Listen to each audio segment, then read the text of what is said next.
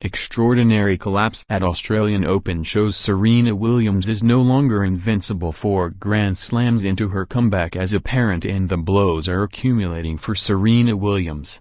They have come in various shapes and forms but are adding up as that record-equaling 24th major title remains elusive.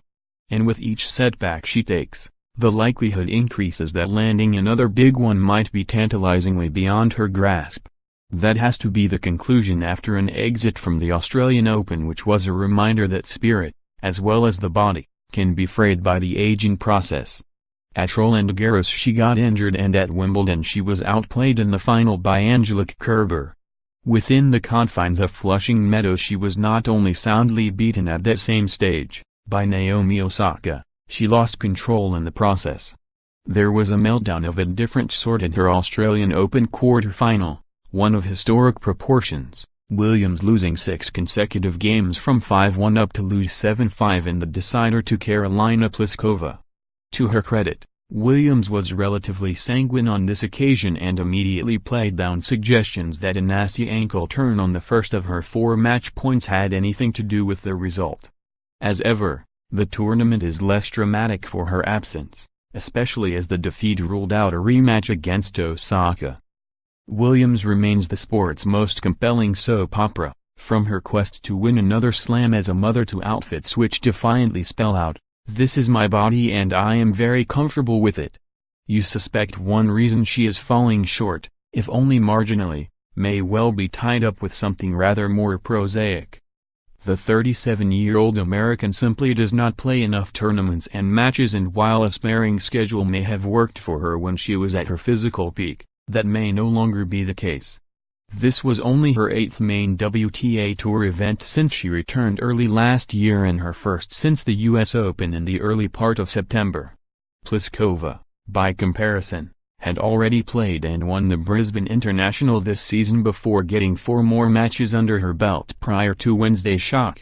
When asked about this area, Williams contradicted herself in double-quick time, even by the standards of someone who often comes out with diametrically opposite things in the same press conference. First she insisted that she had not even discussed her future schedule with coach Patrick Mouratoglou, saying, "We're kind of just going with the flow." Responding to the next question she admitted that she might, after all, know where she was playing and that her next appearance would likely be at Indian Wells in March. Closing out matches is a habit that forms.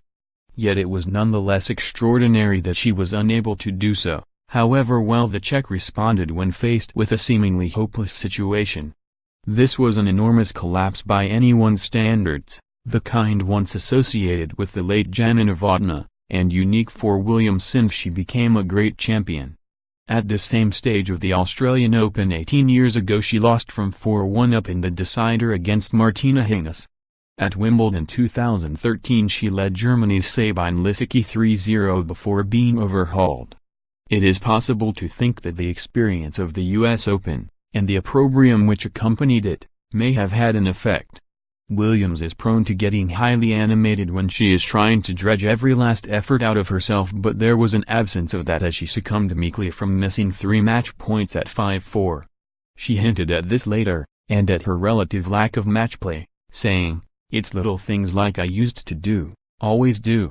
I need matches to know that, okay, this is when you go psycho, when you have match point. It's a good learning experience to know the next time that I have match point, like, okay, just go bananas on it." The problem with this kind of result is that it is of a type that damages her aura and makes her look more human and fallible. Away from the court, her public sharing of the highs and lows of motherhood have never made her seem more like any normal person, but upon it she has retained a huge scare factor for other players. And then there is simply age. There have been times this fortnight when her movement has been made to look flat and cumbersome, such as in the first set by Pliskova. There was no suggestion that she would give up her pursuit of top honors, even though any informed observer knows that her 23 Grand Slam singles titles are already worth way more than the 24 won by Margaret Court, who played in a far less international era. "The big picture for me is always winning," said Williams. "I'm not going to sit here and lie about that. It hasn't happened yet, but I feel like it's going to happen.